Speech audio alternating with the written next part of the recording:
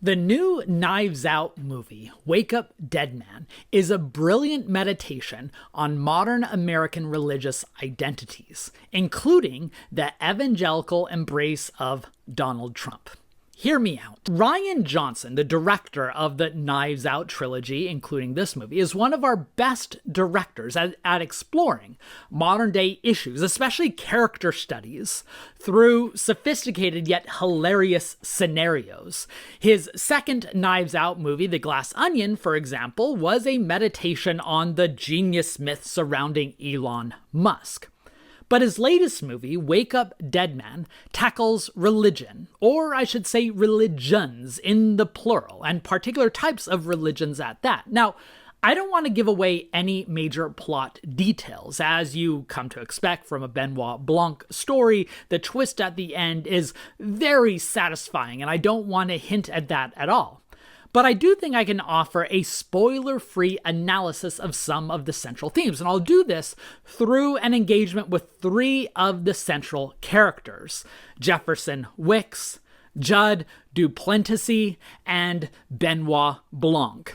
I should emphasize that all the characters in this ensemble cast are rich enough to dissect because they all reflect these divergent religious identities, but A, I don't have enough time and I don't want to tax your patience. And B, I can't get into all the niceties of these other characters without giving out enough plot details to kind of spoil the fun. So we'll just stick with the three. So with all that out of the way, let's dig into the movie. The story of Wake Up Dead Man revolves around a warrior priest, Josh Brolin's character, the Monsignor Jefferson Wicks, who represents warrior Christianity of white right-wing religion. This pastor Wicks, declares that the church is under siege, that it was time to fight back and take back the ground that had been lost, and that modernity is the enemy. It is a religion based on rage, grievance, and battle. It's a religion, in other words, that sounds remarkably similar to Pete Hegseth, the currently Secretary of Defense. I'm sorry,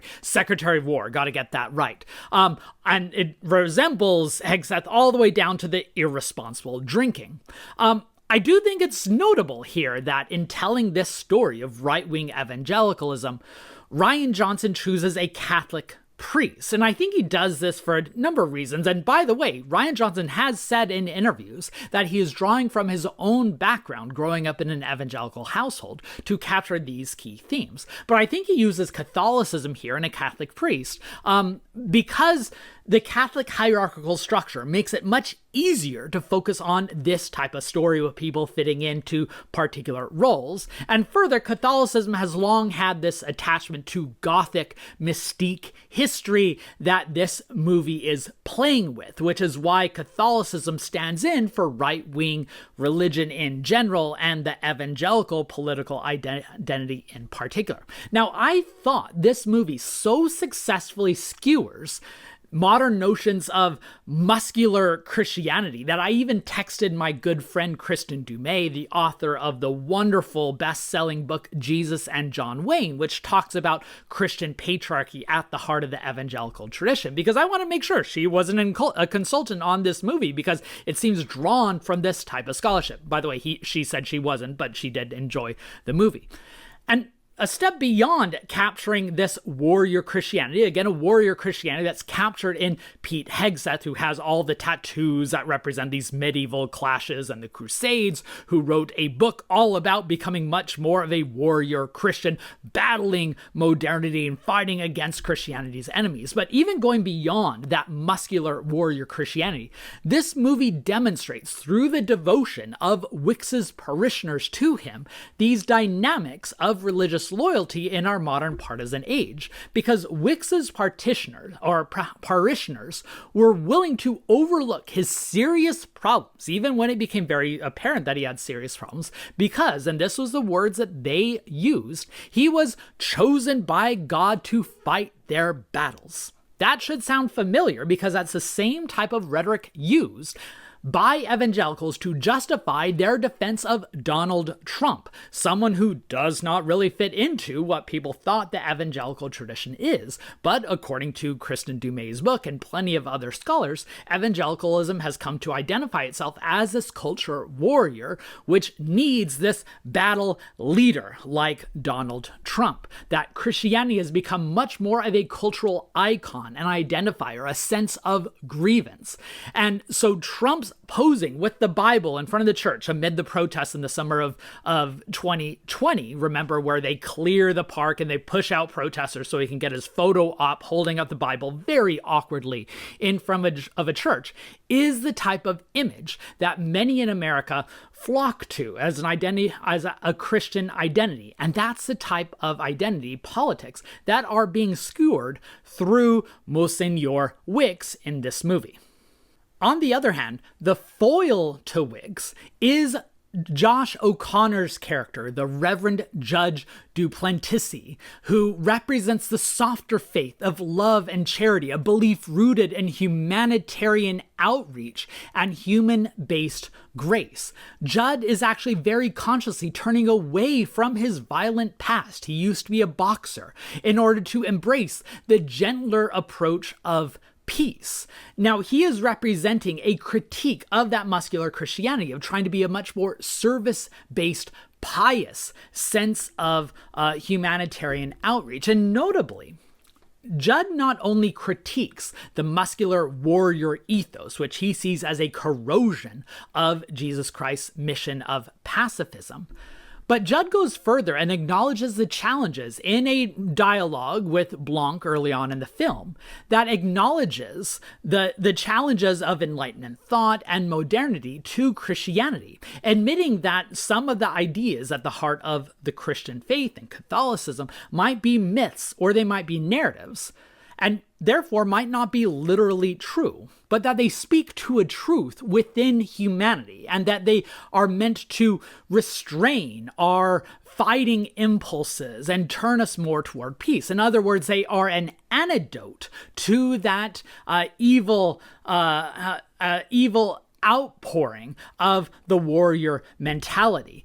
This, by the way, sounds very similar to the liberal Christian call within American Protestantism, as well as the humanitarian ethos within a certain tradition of Catholicism. You might see many Jesuit priests who are speaking out on these same types of principles, insisting on these humanitarian emphases, a humanitarian faith, rather than dogmatic battles.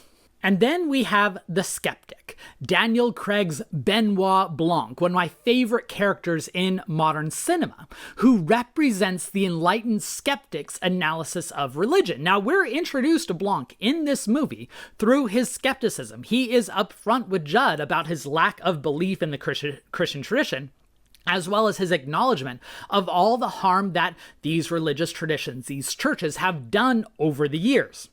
Right, if Judd represents the careful attempt to repackage those religious traditions, Benoit Blanc represents that the idea that those traditions can't be saved. And yet, Blanc himself, throughout the movie, comes to recognize some of the power of that grace-filled message, where he has his own road to Damascus moment near the end of the movie at the story's climax, which again, I don't want to spoil, so I'm just going to hint at it.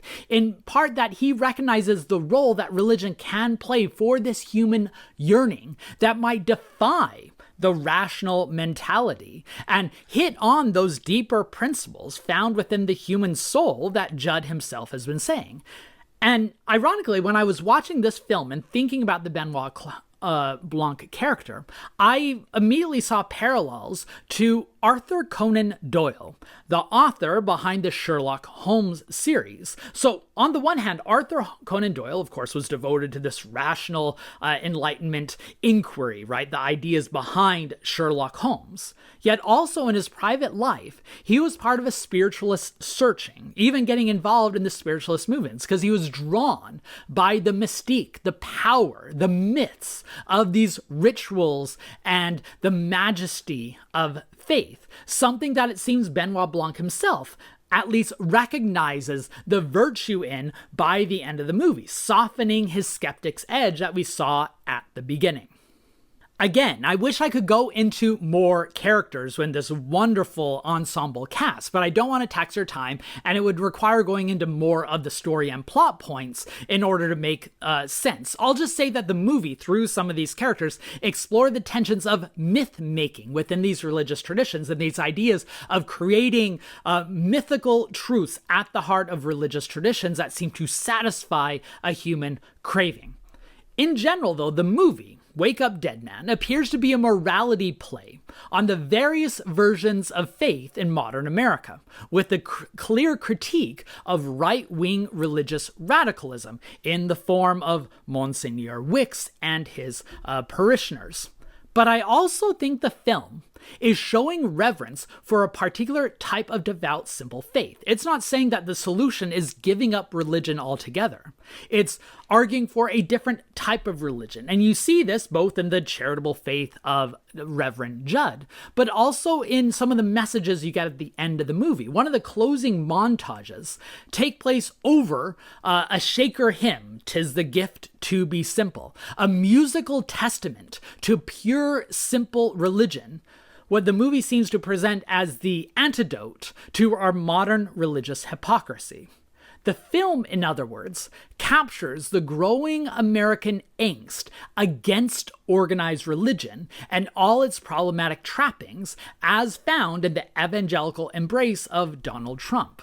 It also is calling for a more simplistic, pure, innocent faith, shorn of those institutional corruptions, the cinematic presentation of the largest and fastest growing religious tradition in America, the spiritual but not religious crowd, trying to find spiritual truths outside of organized religion. I hope this analysis made sense. If so, please make sure to hit the like button, share with others if you like this type of nerdy analysis in which we dig into the religious past and what it tells us about the present.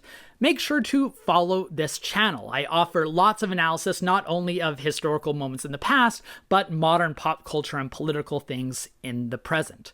History has never been more relevant than right now because it allows us to give context to things we might otherwise just take for granted, which might open up our eyes to all these depictions, demonstrations, engagement from politics to pop culture to movies that tell us what our community values and where we're going from here.